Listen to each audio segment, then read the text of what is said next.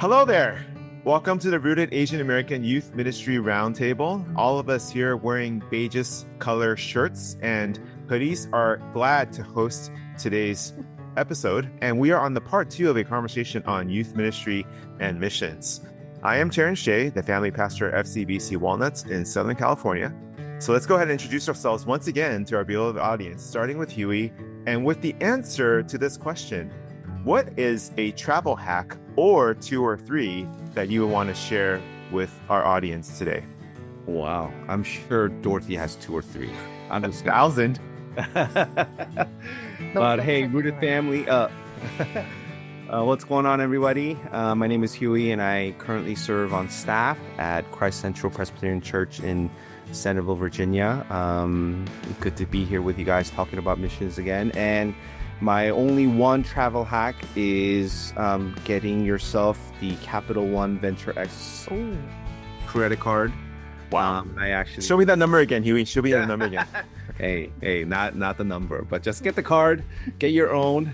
I really love the lounge access they provide, so that's a good one. Hey, whenever you need a friend for that lounge access, Huey, I'm here, man. I'm here. Actually, it expires next month. Yeah. Meaning, they changed the deal where if you bring a guest, I think there's a fee now. No. Yeah, which is crazy. Too crowded. Yeah, I think it's too crowded. Yeah. Hey everyone, I'm Dorothy and I'm the youth director at the Chinese Bible Church of Maryland in Rockville, Maryland. Been here for just over 7 years now, but slowly offboarding as well. If you want to know more, you can talk to me personally at the Rooted Conference in October. Nice. Wow. A shameless plug. Anyways, but before you get to, the Rooted Conference, you need some travel hacks. So mine are just one, or 2 to 3, I don't know. My main one is whenever I book a flight or a hotel, for the flights, I tend to check anywhere between Tuesdays through Thursdays for low prices. And for hotels, they're best on Saturdays and Sundays and sometimes Mondays. I don't know what it is, but that's just where I've seen the prices tend to be the lowest. Wow. And whenever I book, at least for hotels, make sure it is just you're booking to reserve and it's inconsequential to cancel at any time, because if you pay a prepay rate, chances are the prices could drop, and if it's non-refundable, then you might lose out on paying an even cheaper price later. So you can rebook inconsequentially, same itinerary, just rebook the same room as long as it's available. Maybe AAA discount if you have that. For flights, same thing, you can rebook with the airline directly and get the difference back in travel credit, depending on if you paid without a refund or if you paid a rate that was refundable, then you could get a refund. So, yeah. Wow, that's very good. Yeah, so you don't have to spend $400 on a flight, because if you check it maybe on a random Tuesday through Thursday or sometimes on a Saturday night, I don't know, they might have dropped the prices, and then you can just rebook the same itinerary and get the difference back in travel credit or maybe a refund, depending on what tier you booked. Wow. Yeah, don't let these greedy airlines already take more of your money. Find ways to save your money. This is Dorothy's side hustle. She's going to be a travel agent. Oh, no. For sure. She really should be. I want to do something, but I don't want to pay for it that much. Yeah, I mean, we were brainstorming about this during our preparation. I'm like, dude, none of us have as many travel hacks as Dorothy. Yeah. So sharing 2 or 3, this is not enough for her. And for me, I had to kind of scrounge a little bit. But I will share one thing. It's because sometimes you have layovers. And I personally hate being at the airport. Some people love it. I don't. I just really want to get there with as much time as it is needed to not rush, to get in line, and to get on board. So get some kind of app that helps to track your flight. That's useful. A lot of times throughout the day, it changes. There's been here and there a lot of delays and just rerouting of things. And so if you kind of just check in the morning and check a few hours before where your flight is, then you're able to have a peace of mind. And sometimes what usually happens is that there's a delay. And so you don't have to rush. You have a little bit more time. You can hang out with your friends a little bit longer. You get that extra cup of coffee. You could do something productive and not waste your time at the airport. So that's my travel hack. All right, so it's funny that we're talking about travel hacks because, we're talking about missions and, locally and globally. And even we joked around the last episode about how missions is not vacation. So it's funny that we're bringing up travel hacks as a connection. But this episode, then we want to talk a little bit more from the perspective of equipping and also leadership of missions trips or missions endeavors with youth that then hopefully would be helpful and also insightful for you all, including ourselves. And so the first question I'm going to ask for Dorothy to answer first is, what are some of your personal experiences as it relates to missions, whether it's like resources or maybe conferences that you've attended, people that you've heard that have really shaped you or made an impact on you as it relates to this particular aspect of ministry? Yeah, for sure. I remember participating on 2 mission trips in college. One of them was with Service Over Self based out of Memphis, Tennessee. And a second one was in the city of Chicago with InterVarsity Christian Fellowship. And they did a program called the Chicago Urban Plunge. And I'm not sure if that's still happening now, but basically it was like an alternative spring break in which our InterVarsity chapter partnered with, this is like another, I think, branch within InterVarsity as they operate as a ministry. You can go into the inner city neighborhoods, and for the week of your spring break, it's participate with serving a lower income neighborhood, again, with a partnering organization. So those are 2 trips I think that were really eye-opening for me. One, in the sense that there are people, who exist out there who are not like us, but at the same time, even if they've heard of the gospel or heard of Jesus or been exposed to church, there's sometimes the sense of hopelessness that the common person, at least in North America, may feel. Like they could have everything and still feel hopeless. They could have nothing, still feel hopeless, or at the same time have just enough but have so much joy. And encountering people who served in these organizations, or they served people who were more so needy, maybe by their basic needs, it does highlight how much of God's heart you can see in these organizations and those who operate them for their local communities, for broken families, for underserved people groups in urban areas. So that really attuned to me, like, what does it mean to actually have a heart of compassion for God's people, or people whom God has created in his image? And instead of assuming certain things about people groups based on cultural and cultural assumptions and expectations because I've grown up in a certain part of a city. Yeah. Cool. Hey, I know recently too that you had just gone to a missions conference called Urbana, which is, pretty famous, amongst yes. our circles. And so love to hear a little bit more about some of your insights there and what you saw and what you heard. Yeah, for sure.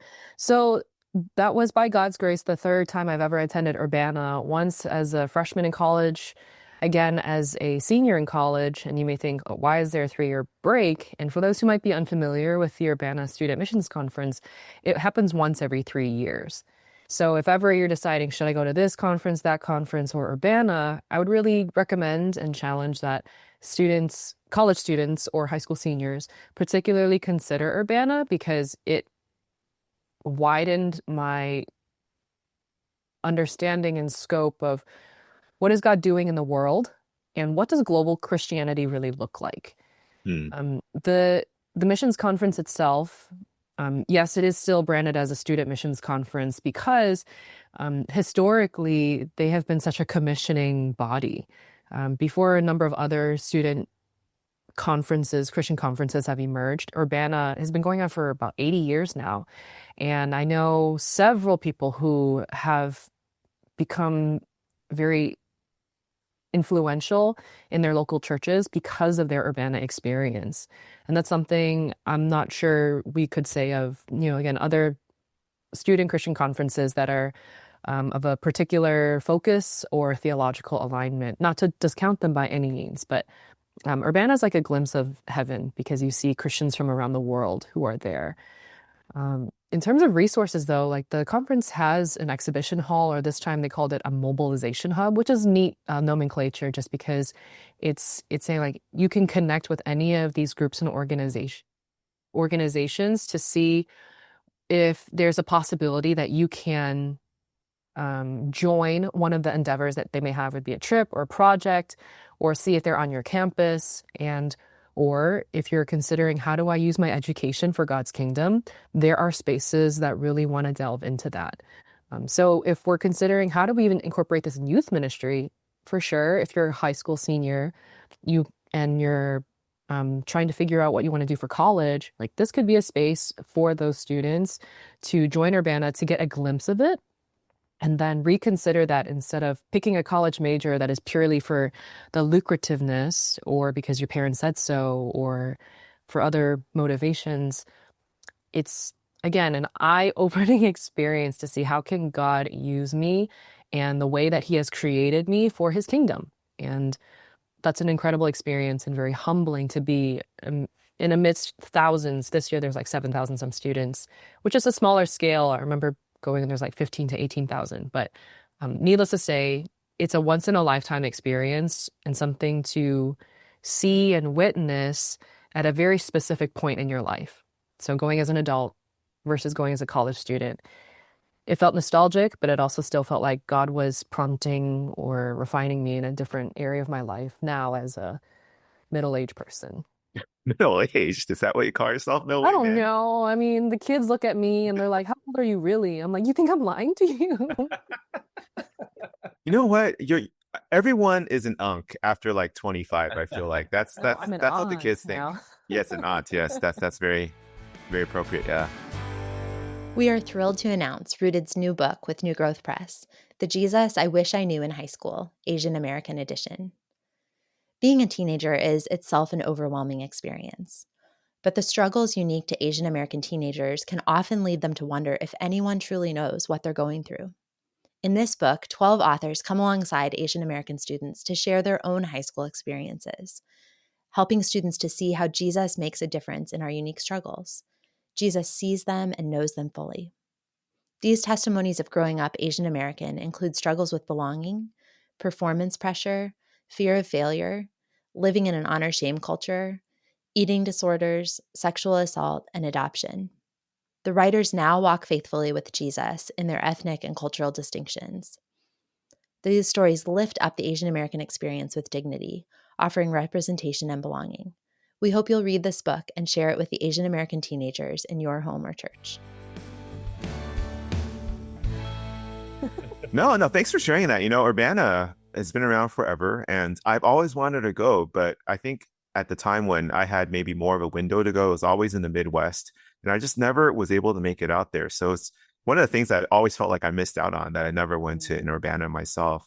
More recently, our church has been sending people to Cross Conference as well, which is a missions conference. And so, yeah, I'm so glad to hear, what you're able to experience there. So for me, the one resource that I want to share is a pretty seminal book for my thinking and also motivation is John Piper's Let the Nations Be Glad. And it looks old because it is old. And there's like even the sticker from when I bought it from a used bookstore, because I was just a poor college student or something. And what I liked about what Piper had to share was just simply this, that missions is not the end in and of itself, the purpose of our lives, even though we are called to make disciples, but it's God's glory. It's God's reign. It's God's might and power and his worship, everything that he deserves, that when people don't know Christ, they're not giving, they're not surrendered, and they don't know the treasure that is Christ. And so for me, that was just so motivating to see that, wow, it's not just about being busy with missions for the sake of it, or to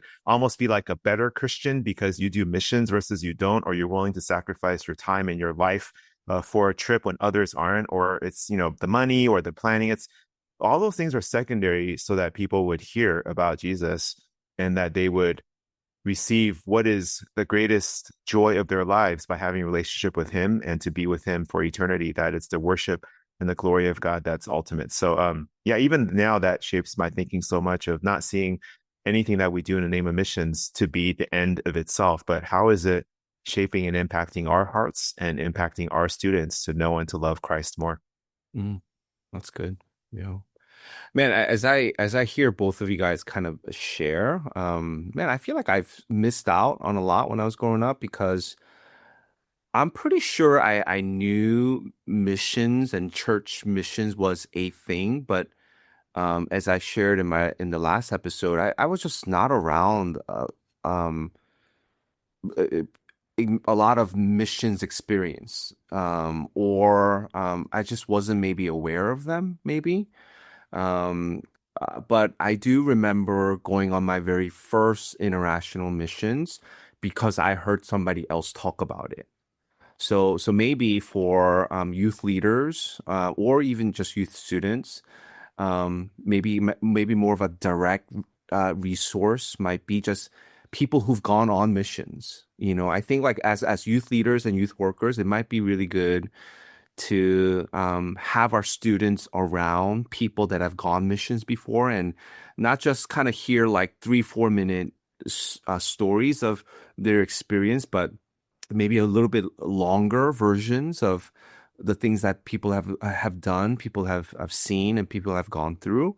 I think that might be sort of rewarding for our students, but also even just for yourself, like just listening to other people's testimonies on the trips and experiences that they've had. I feel like might be a really, really, really good resource because I remember that's kind of sort of how I learned to kind of dream bigger, Hmm. right? Or dream differently. Is just hearing a friend of mine or like someone that I go to church with, talk about their experience. Just kind of you catch a vision of that, So that's I feel like that's just kind of how I got connected to missions on a more personal and deeper level.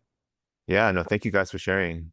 As we think about then our students and whether we are personally involved or just supportive or prayerful for our students being exposed to missions and possibly going and participating, what are some of the insights that you have from a pastoral point of view on how they could be equipped, things to look out for, things to be paying attention to in their hearts and in the culture that we're creating? How can we bring youth ministry and missions together in a helpful way? hmm I mean, I can go first. I can just kind of suggest one thing first is I think your leadership team makes a huge difference. Hmm. The people that come around you to actually, lead the team with you alongside you because you can't really do everything. And I do think your leadership team meets maybe at least a handful of weeks prior to your team being assembled and gathered, and you begin the training with the team itself. Your leadership chemistry and expectations, job description of every person on that leadership team, all of those things I think really matter. And protecting, just having realistic and proper expectations of one another, and having clear boundaries, I think all of that just kind of speaks into just, I feel like the way that your team leads this trip with students is really going to make or break your experience, So um, I think just having just a good leadership team around you is going to be huge. Yeah, I mean, along those lines, I do find that it is super key to train your team Hmm. because, particularly with students, even if students have traveled with their families, again, a missions trip is not a vacation. And even then, when teens are traveling with their parents, like their parents probably do most of everything for them. So when we're training for a mission trip, it's really working from the ground up, like remembering this is why you're here, this is what we're going to do, and this is how we're going to do it. And in between, filling in some of those logistics and details of like where is lodging going to occur? How do we take care of payments? How do we take care of delegating or divvying responsibilities? And really tempering realistic expectations of how to go about all those things. I think it's also super important to be organized because, heaven forbid that we're thinking about currency exchanges Hmm. and who's checking in for whom, who's going to be taking care of purchasing flights, and who's going to handle the funds up front. Are we having to give money to prepare funds to give an organization when we arrive at a certain place. So like there's so many things that happen in between, not to make that feel stifling or intimidating in any way, but this is where having a team is so important and knowing who does what and when and how. One mistake I'll share is that I think when I was in college, I was not as socially aware or just as generally communicative, and I had not yet learned how to be as directly vocal or to know how to state expectations. And so there are some points where I felt frustrated or impatient that some things were not happening because I assumed that they would be happening versus having to prompt or be prompted. I think, again, communication is so important and knowing what we are entrusted with versus what we're assuming what will happen. And oftentimes I've learned if we are making any assumptions, that's more like a prompting to ask and confirm if something is going to happen or not. And then if it's not, who might take responsibility, or do I have the capacity then to take responsibility and to really try to do my part with the team. Yeah, no, that's a good word.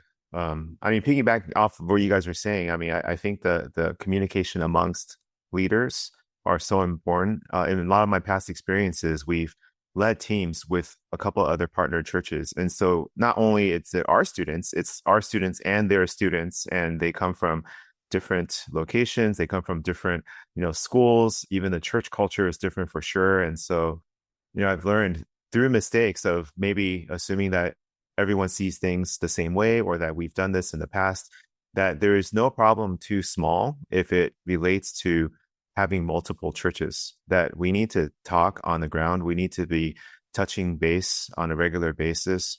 So much of my role, if I become the team leader, is not so much doing everything, but is constantly checking in on the other church leaders and the other team leaders who are doing their best, to push the mission forward. But sometimes they might be discouraged with what they see are differences, or what they see are just disagreements, or what they see are like even comments or actions of disrespect. And when you think of students, man, I feel like that's just common, and it's not to justify it, but sometimes, there's some growing up to do all around. And we have that all come to the surface on a mission trip because you're staying in the same place usually. You're with each other all day long. You're sharing meals, sharing bathrooms, sharing chores, and things just come up because we're human and we're selfish and we're sinful. And so the communication with leaders, especially when there's more than one church or more than one group, is definitely key. Yeah. And I would also add, when it comes to communication, just learning how to lovingly and gently confront prior to going on the trip. Oh my God, it's just so important, right? Because the last thing you want is to have tension and friction and confrontation that you could have dealt with prior to the trip.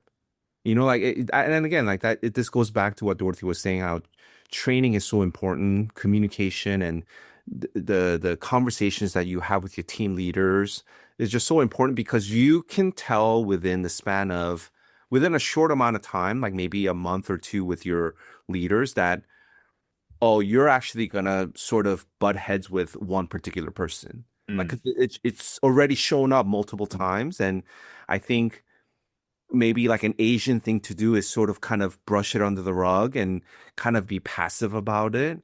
But those things actually like show up in a very sometimes volatile way when you're actually on the field.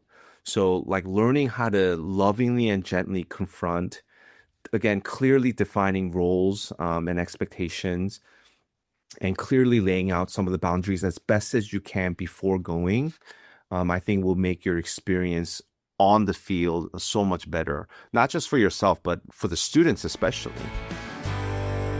Hey, Rated family, if you're listening to this podcast, then chances are you're someone who cares deeply about discipling the next generation. Whether you're a youth pastor, volunteer, or a parent in the thick of raising kids, we've got resources designed just for you. At Rooted, we've created curriculum and courses to equip you to walk alongside children and teenagers with confidence, clarity, and the gospel at the center. For youth ministers, we offer inductive Bible studies that keep Jesus front and center in every lesson. With 10 options for year-long studies on books of the Bible, 5 shorter topical studies, and a full scope and sequence, you can map out an entire discipleship plan for students in grades 6 through 12. If you don't know where to start, download our free scope and sequence guide. And we haven't forgotten our parents.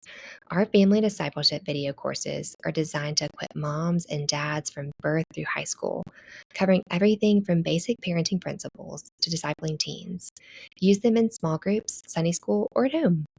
Whether you're leading from the pulpit or around the dinner table, Rooted's resources are here to support you every step of the way. Head to rootedministry.com and click on Curriculum and Courses to explore more and download your free resources today.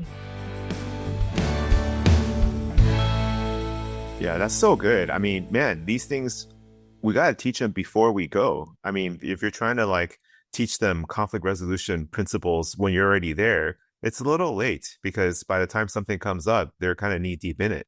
And so that's such a good word is we got to teach our students and ourselves as leaders when something comes up that we don't like or we don't agree with, or, that requires, some authority to step in, like who's going to be there, who's going to say what, and how do we resolve this in a loving and kind way? That's such a good word. I will say, especially on that point, and because conflict avoidance or irresolution tends to be rather common in East Asian culture, for some reason, there's a higher potency or likelihood to engage in conflict resolution in a missions trip rather than being at home. I don't know what it is about the atmosphere or just like a semi-hyper spiritualized environment, but if we're not modeling it, then our kids, our students will not know how to actually partake in it. And so many a times as a youth pastor, I know and I expect that I have to take initiative, not because I'm the older person, but because being spiritually a little more mature and farther along also means like I need to be able to demonstrate to these teens what it is to seek healthy relationships with other brothers and sisters in Christ. And if we're not modeling it, then our kids, again, they won't really know how it happens, especially if their parents aren't showing them either, or at least not normatively. Yeah.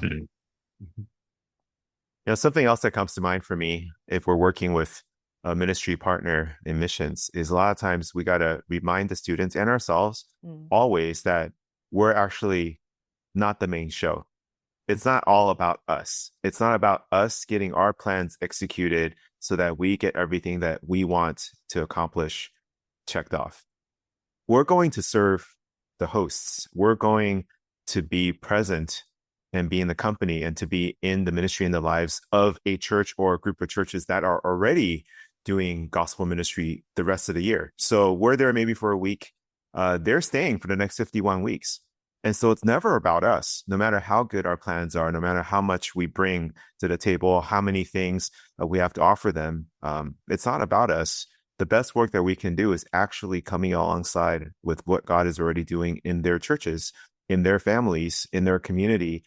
And however it is, we could humbly serve and supplement faithfully.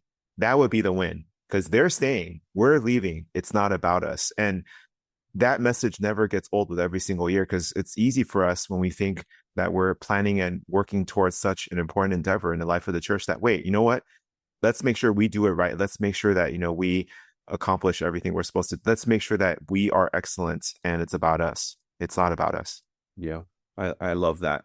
And I think one other way that we can sort of foster that spirit of it's not about us is, teaching our students and our team how to make it about the people that have sent that are sending us to, right? People that are praying for us behind the scenes. How do we honor them properly? How do we thank them properly? Not just, the months leading up to the trip, but even after you come back. I think it's appropriate and right for you to come back. Of course, you're going to be exhausted, but come back to write a note of thank you to those that have sponsored you, those that have prayed for you, meeting up with them over a coffee or a meal, just to kind of at least share one or two things that you've learned. I feel like that's another way that you not make it about you and just what you've learned, and you got to give it away, right? Give away to others. And that's another thing that is, I really do think it's part of the whole missions training experience, is that the mission trip doesn't end the moment that you return home. The mission trip actually ends when you have done your due diligence to share with the church what you've learned, or share with like 2 or 3 people that are closest to you what God has taught you in that. I feel like that's sort of the conclusion that sometimes it gets overlooked. That's like the aspect of follow-up, really. Yeah. It's following up. That's actually one of my life rules, is like following up and following through. It's like being able to move forward with what you've committed to. And even if that's to share a reflection, like, okay, how does this now impact me moving forward? And if it didn't impact you at all, then perhaps going into that mission trip, we were just going through motions, not really seeking to see how the Lord is speaking or impacting, or we're being challenged and shaped. And I think one of my irrational fears is participating in the mission of God, but feeling entirely unchanged or lack of transformation, even in the smallest sense. Wow. And so, yeah, that's why I think sometimes I get scared of mission trips, is because it's like, oh Lord, I don't know what you're going to do in my life, but I know it's going to be monumental and I don't know if I'm ready for it. But something I admire for some teens is, there's fewer responsibilities on their plate, but they do have this wider openness to engage with the Lord and to see, like, God, what do you have in store? And I want to experience who you are wherever I am and do whatever I can for your glory. And there's an innocence about that, which maybe it's not widespread. It's just for certain individuals. But either way, I think it's very humbling for me to remember that we need to be like children going to Jesus. And in the same way, seeing God's greater family wherever we go. That's good.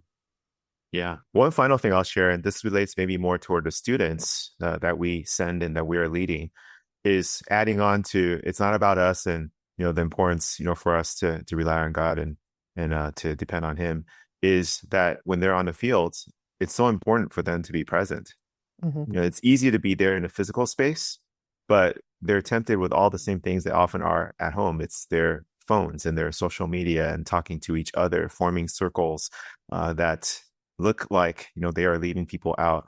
And these are not coming from bad places, but these are like the habits that many of us have when we're at home, even at church. And so one of the ways by which I would always constantly be reminding the students is, hey, you're on the field, you're on mission. It's not about you. So, turn yourself outward towards the community, towards the people that are around you. Put your phones down, because it doesn't matter right now. You're not going to miss anything. And signals just really pay attention. Yeah, just really pay attention. Yeah, you're right. Yeah. Pay attention to the people that are there, why we're setting aside a week and a half, 2 weeks to be there. Make these conversations and relationships count. That's what you're going to take away with you. Yeah. And I think if we're going to expect that of our students, I think we also need to create space for them to process things, in real time. And, some of our students like really struggle, for students who've never been outside of their own little bubbles, to go to a foreign country, right? And cultures are so different. The way that life is lived and the pace of life is so different.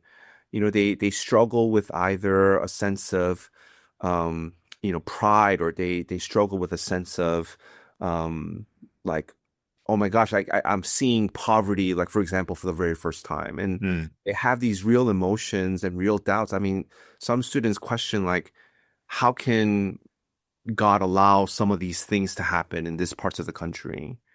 And I think if we're going to really want and expect our students to be present in those moments, we also need to give them space and time to process, like, honestly, and not judge them for the questions or the fears and the doubts that they have, but really understanding that God is bigger and he's at work. We need to invite them to ask difficult questions and show their emotions.